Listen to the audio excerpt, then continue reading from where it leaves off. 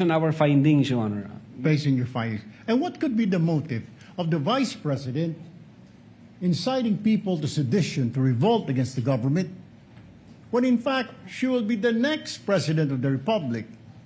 She's been saying, and everybody knows, and she's been claiming. Well, why do you think? I mean, did you look deeper?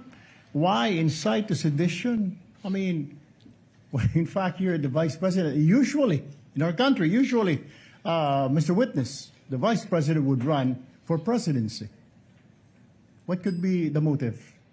Well, Your Honor, what we have established is the fact that the relationship between the two were already hostile. And what we established is the fact that the Vice President has committed great threats and inciting to sedition.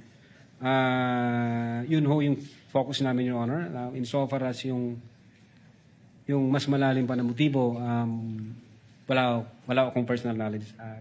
All right. Your Honor. Well,